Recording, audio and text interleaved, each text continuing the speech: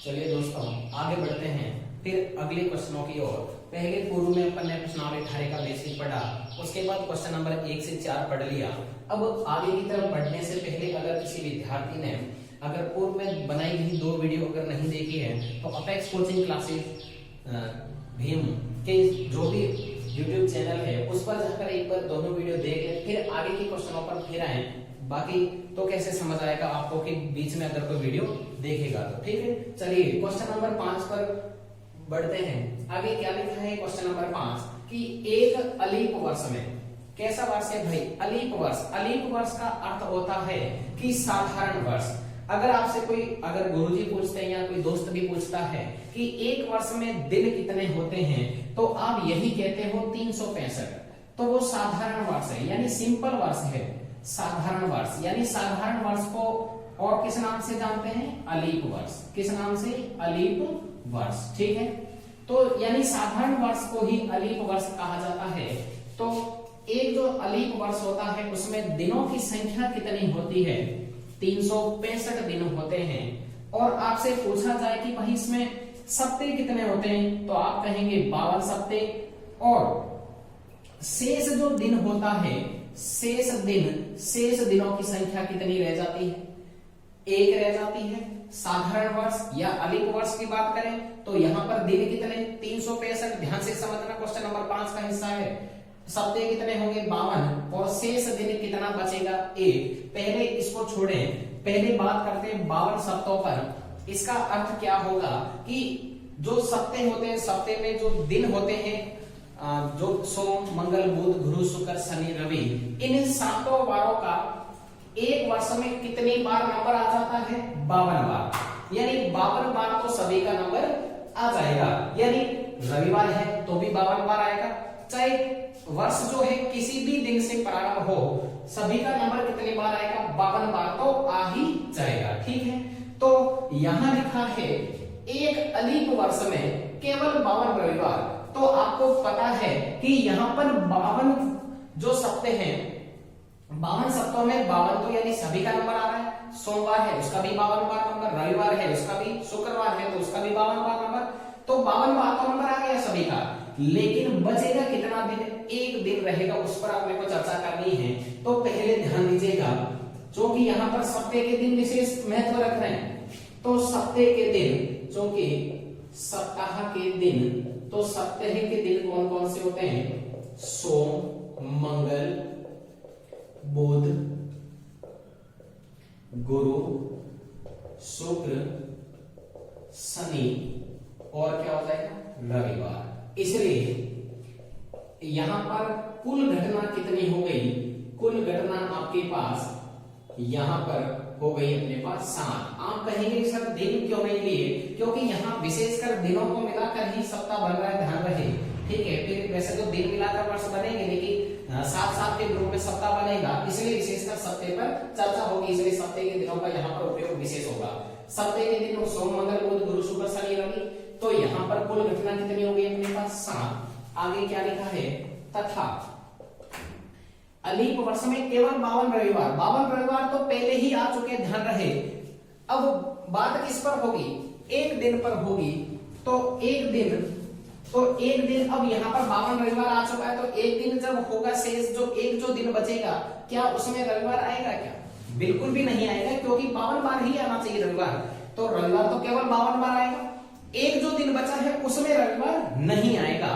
तो रविवार न आने की प्रायिकता, रविवार न आने की प्रायिकता यानी रविवार अगर नहीं आएगा, अगर रविवार नहीं आएगा इन वार में से, तो कौन कौन से वार आएंगे? फिर तो आएगा सोमवार, यानी एक दो दिन बचेगा। सोम मंगल बुध गुरु शुक्र और क्या हो जाएंगे? शनि। अब यहां पर अनुकूल घटना कितनी हो गई? अनुकूल घटना अपने पास कितनी रह गई? 6। अनुकूल घटना कितनी हो गई? 6।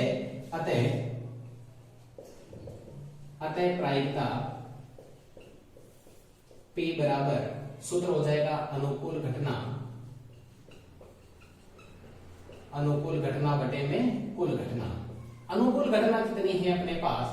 अनुकूल घटना है 6, कुल कितनी है 7। तो आपका आंसर कितना हो जाएगा 6/7। बिल्कुल सिंपल है, यहाँ पर लैंग्वेज लिखना जरूरी है, बाकी तो केवल 6/7 लिखकर अगर कोई आ जाएगा तो फिर 1/4 नंबर देने से भी गुरुजी को शर्म आएगी। ठीक है, तो ध्यान रहे यहाँ पर प्रायिकता कितनी निकल आई 6/7। फिर समझे सप्ताह के दिन कौन कौन से होते हैं, सोमवार से लेकर रविवार कितने दिन हो गए 7, इसलिए कुल घटना कितनी हो गई 7। आगे बढ़े, जब 52वां तो आ गया है रविवार, लेकिन एक जो दिन बचेगा, एक दिन में रविवार नहीं आएगा, ध्यान रहे इस बात का। तो रविवार न आने की प्रायिकता, रविवार अगर नहीं आएगा तो दूसरे बचे हुए दिन आएंगे, यानी सोम मंगल बुध गुरु शुक्र और शनि। तो कितने दिन होते हैं ये 6, तो इसलिए अनुकूल घटना 6। अतः प्रायिकता P बराबर अनुकूल घटना बटे कुल घटना, तो 6 में आपका आंसर कितना रहेगा 7 रहेगा। चलिए क्वेश्चन नंबर 6 जो अपने पास जो आगे 6 जो दिखाई दे रहा है, पूर्व में बोर्ड एग्जाम में आया हुआ भी है, 1 नंबर में पूछा गया सवाल है। 1 से जो 10 तक के जो क्वेश्चन होते हैं 1-1 नंबर में पूछा गया सवाल है, ध्यान रहे। क्या लिखा है, यदि पीए कोई घटना घटित होती है, कोई निश्चित घटना होती है उसको पीए से लिखा जाता है, कोई घटना घटित हो रही और कोई निश्चित घटना है उसको पीए से लिखा, और कोई घटना घटित नहीं हो रही उसको लिखा जैसे पीए बार से। आप ऐसे भी लिख सकते हैं, पी ए की जगह ई का भी यूज कर सकते हैं, और पी ए बार की जगह पी ई बार का भी उपयोग कर सकते हैं। तो ध्यान दीजिएगा, कोई घटना घटित हो रही और कोई घटना घटित नहीं हो रही, यानी निश्चित घटना और अनिश्चित घटना का योग जब करेंगे तो कितना होता है, 1 होता है। तो यहाँ पर फॉर्मूला जो अपने पास रहेगा वो रहेगा P A plus P A bar, P A plus P A bar equal to कितना होता है 1। ठीक है, पी ए की वैल्यू कितनी है, ध्यान देना, बिल्कुल सिंपल क्वेश्चन है। पी ए की वैल्यू कितनी है 0.65 प्लस पी ए बार का पी ए बार लिखा आपने, और आगे कितनी वैल्यू है 1। ठीक है, अब ये जब इधर वैल्यू प्लस की है, अगर ये वैल्यू इधर प्लस की है तो बराबर के जब ये वैल्यू यहाँ प्लस की बराबर के इधर गई तो किसकी हो जाएगी, माइनस की हो जाएगी। इधर बचेगा आपके पास पी ए बार बराबर 1 - 0.65। ठीक है, तो अब आपको एक में से इसको घटाना है, तो कैसे घटाओगे 1.00.65, तो यहाँ पर इधर उधार दे देंगे तो यहाँ पर 0.3 और कितना बचेगा 5 बच जाएगा। ठीक है, तो यहाँ पर पॉइंट या पहले 0 लगा दे, कोई फर्क नहीं पड़ेगा। ठीक है, तो 0.3 और कितना आ जाएगा 5 आ जाएगा। सिंपल सा क्वेश्चन है, 1 नंबर में पूछा गया सवाल है। ज्यादातर अगर कोई क्वेश्चन पूछता है अगर इस प्रकार की वैल्यू से, तो ज्यादातर वैल्यू यही रहती है। ठीक है, आगे क्वेश्चन जो दे रखा है ध्यान दें, इंपॉर्टेंट क्वेश्चन है। ऐसा ये जो क्वेश्चन है इसमें अधिकतर विद्यार्थी कंफ्यूजन की स्थिति में चलते हैं, क्योंकि यहाँ पर जो अधिक से अधिक और कम से कम जो शब्द उपयोग में आता है वहीं से विद्यार्थी को कंफ्यूजन की स्थिति आ जाती है। तो क्वेश्चन क्या लिखा है पहले इसको समझने की कोशिश करें। देखें, 2 सिक्कों को एक बार उछालने पर कितने सिक्के हैं, 2 सिक्के एक ही साथ में सिक्का, पहले को उछाला जाएगा तब भी 2 घटना, दूसरे को उछाला जाएगा तब भी 2 घटना, 2 और 2 कितनी हो गई 4 घटना हो गई। पहले तो घटना बना दीजिएगा, क्योंकि 2 सिक्कों को उछालने पर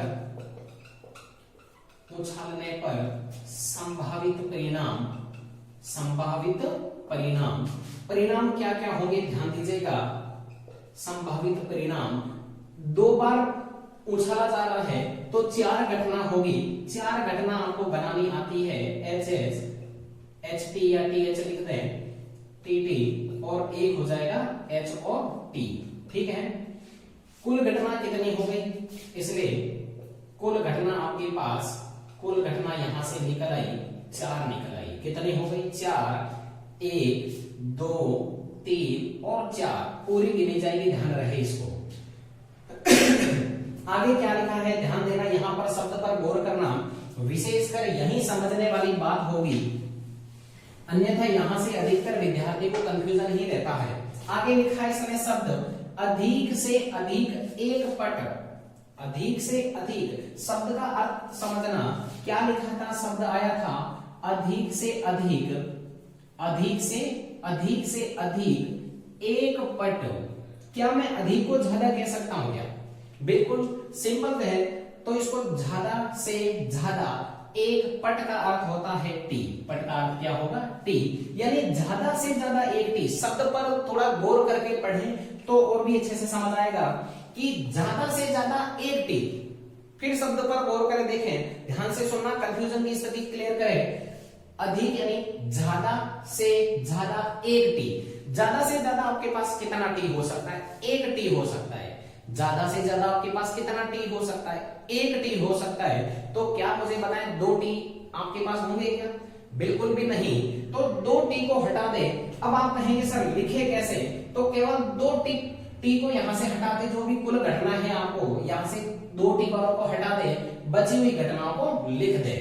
ठीक है, तो यहां आएगा अपने पास अधिक से अधिक तथा अधिक से अधिक एक पट। अधिक से अधिक एक पट यानी ज्यादा से ज्यादा एक टी है आपके पास। ज्यादा से ज्यादा कितना टी? एक टी। तो दो टी तो होगा नहीं, तो दो टी को यहां से हटा दे और बची हुई घटनाओं को यहां पर लिख दे। तो एच हो जाएगा, टी एच हो जाएगा और एच और क्या हो जाएगा? टी। कंफ्यूजन नहीं होना है कि यहां पर आपको बोला था कि ज्यादा से ज्यादा एक टी हो सकता है, तो दो टी तो होगा नहीं, तो कम से कम शून्य तो हो ही सकता है आपके पास। कितना हो सकता है भाई? जीरो तो हो ही सकता है। तो यहाँ पर टी कोई है नहीं, तो एच होगा, तो टी की वैल्यू क्या हो जाएगी? जीरो हो जाएगी। इसलिए इसको उपयोग में लिया। तो अनुकूल घटना कितनी हो गई? इसलिए अनुकूल घटना आपके पास रह गई। अनुकूल घटना आपके पास कितनी आ गई? अनुकूल 1, 2 और 3। ध्यान रहे, ऐसा का ऐसा क्वेश्चन आपने जो किताब है प्रश्नावली 18 के उदाहरण नंबर 10 में भी ऐसा जिक्र कर रखा है, लेकिन वहां पर केवल और केवल दे रखा है कम से कम दे रखी है घटना। ध्यान रहे, ठीक है। कम से कम, अधिक से अधिक क्वेश्चन जब भी होता है उसका आंसर 3 बटे में कितना होगा? 4 होगा। ध्यान दीजिएगा, ठीक है। आगे बढ़ना, आगे होगा अपने पास फॉर्मूला प्रायिकता P बराबर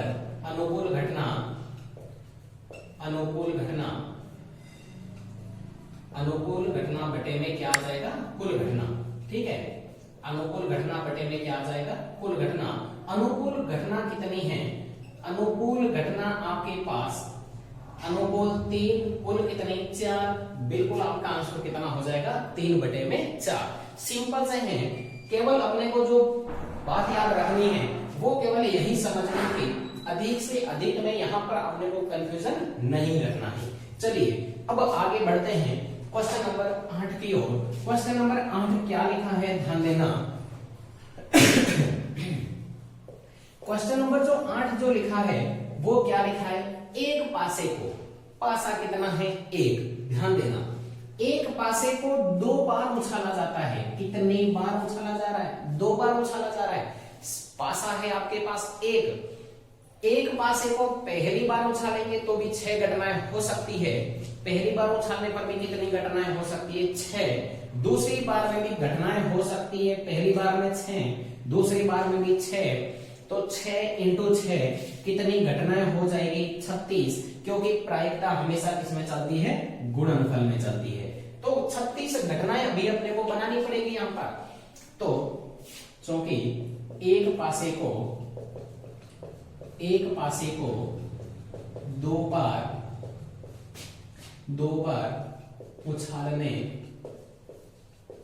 पर संभावित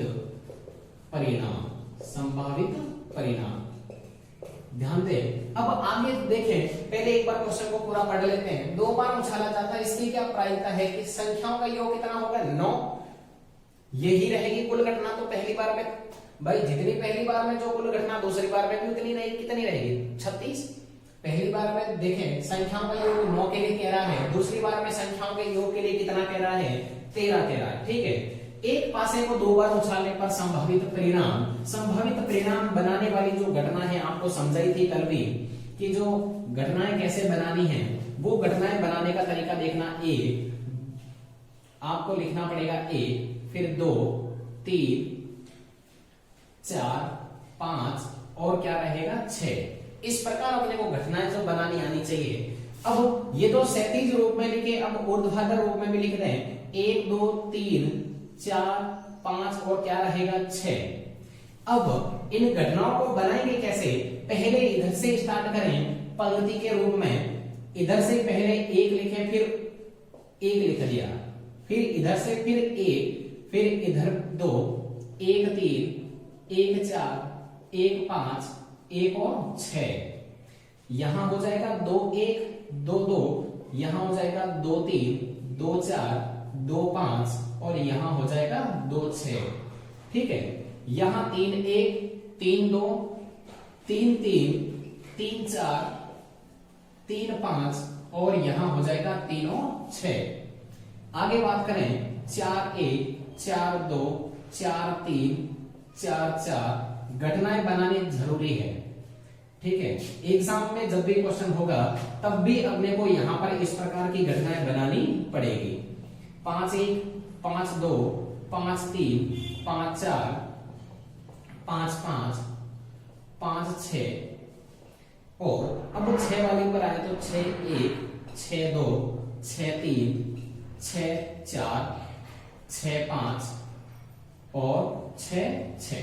ठीक है, तो यहां पर मुझे बताएं कि कुल घटनाएं कितनी हो गई? 6 पंक्ति के रूप में, 6 स्तंभ के रूप में, 6 इंटू 6। कुल घटना यहां पर, कुल घटना, इसलिए कुल घटना आपके पास कितनी हो गई? 36। कितनी हो गई? 36 यानी 36। ठीक है, यहां पर 36 घटनाएं हो गई। अब देखें यहां पर जो अपने पास रहेगी क्वेश्चन नंबर 1 क्या लिखा था इसने? क्वेश्चन 1 के बारे में पहले लिखा है कि प्रायिकता ज्ञात कीजिए कि संख्याओं का योग कितना होना चाहिए? 9। ठीक है, तो संख्याओं का योग 9। तो ऐसी देखें यहां पर अब अपने को ढूंढने अंक कि जिनका योग कितना होना चाहिए? 9। क्योंकि संख्या जिनका योग 9 हो। अब ऐसे कौन कौन से अंक है ध्यान रहे, यानी ऐसे ग्रुप में ऐसे अपने को जोड़े ढूंढने हैं जिनको जोड़ने पर जिनका योग 9 होना चाहिए। तो देखें यहां पर 1 और 1 2 ही होता है, 2 और 1 3 होता है, 3 और 1 4। ऐसे जोड़ते जाएंगे तो 1 और 6 7 हो गया। यहां जोड़ेंगे तो 2 और 6 8 हो गया, ज्यादा से ज्यादा 8 हो गया। तीसरी पंक्ति में आए तो देखें 3 और 6 कितना हो गया? 9। ध्यान दीजिएगा, और अपने को भी कितना चाहिए? 9। तो एक तो जोड़ा अपने को मिल गया यहां पर 3 और 6। दूसरी पंक्ति, अब चौथे वाले सीरीज पर चले, 4 3 7 4 4 8 और 4 और 5। तो देखें एक हो जाएगा 4 और 5। अब ध्यान दीजिएगा, जब भी आप इनका योग बनाते हो, जोड़े बनाते हो, तो विपरीत अंक जरूर प्राप्त होगा। कुल घटना बटे में क्या आ जाएगा? कुल घटना। ठीक है, अनुकूल घटना कितनी है? 0। कुल कितनी? 36। भाग लगेगा तो कितना आ जाएगा? 0। तो ये थे क्वेश्चन अपने पास, क्वेश्चन नंबर 5 से लेकर क्वेश्चन नंबर 8, और बचे हुए शेष क्वेश्चन अगले वीडियो में। जब तक के लिए धन्यवाद। हाँ, तो अपन लोगों ने क्या हुआ कि इसकी पांचों जो मेथड है ना, उन पांचों मेथड को कंप्लीट कर दिया। ठीक है, अपन लोग बात कर रहे थे एल्किल हैलाइड को बनाने की विधि। उसमें जो फर्स्ट मेथड है ना, वो किससे था? अल्कोहल से। अल्कोहल के अंदर भी कितने मेथड थे अपने पास? 5 मेथड, यानी उसके 5 सब टॉपिक थे अपने पास। वो कौन कौन से थे अपने पास? पहला क्या था? डार्जेंस रिएक्शन। दूसरे क्या थे अपने पास? ग्रो प्रक्रम। फिर अपन लोगों ने पढ़ा PCl3 से कैसे बनाएंगे, फिर पढ़ा PCl5 से कैसे बनाएंगे, और उसके बाद में अपन लोगों ने पढ़ा था कॉन्टेक्ट नंबर अवेलेबल हो गए। उन कॉन्टेक्ट नंबर को मैंने व्हाट्सएप पे जरिए कनेक्ट किया, व्हाट्सएप पे मैंने उनके वो बनाए ग्रुप्स वगैरह। उसके बाद वीडियो की रिकॉर्डिंग करने के बाद उनके जो लिंक है वो व्हाट्सएप ग्रुप में शेयर किए जाते हैं। और ऑनलाइन जो क्लासेज है उसमें सब कुछ नोट्स वगैरह लिखवाना पॉसिबल नहीं हो पाता है, तो उसके PDF मैंने उनको व्हाट्सएप ग्रुप के अंदर अवेलेबल करवाया है। उनको कुछ भी डाउट्स वगैरह आते हैं तो वो डाउट्स व्हाट्सएप के जरिए, मतलब व्हाट्सएप के जरिए मैसेज भेज करके वो मुझे शेयर कर लेता है, ताकि उनके जितने भी डाउट्स है वो सारे उसके अंदर क्लियर करवा लिए जाते हैं। क्लास 10 की वो जो हाँ, तो अपन लोगों ने क्या हुआ कि इसकी पांचों जो मेथड है ना, उन पांचों मेथड को कंप्लीट कर दिया। ठीक है, अपन लोग बात कर रहे थे एल्किल हैलाइड को बनाने की विधि। उसमें जो फर्स्ट मेथड है ना, वो किससे था? अल्कोहल से। अल्कोहल के अंदर भी कितने मेथड थे अपने पास? 5 मेथड, यानी उसके 5 सब टॉपिक थे अपने पास। वो कौन कौन से थे अपने पास? पहला क्या था? डार्जेंस रिएक्शन। दूसरे क्या थे अपने पास? ग्रो प्रक्रम। फिर अपन लोगों ने पढ़ा PCl3 से कैसे बनाएंगे, फिर पढ़ा PCl5 से कैसे बनाएंगे, और उसके बाद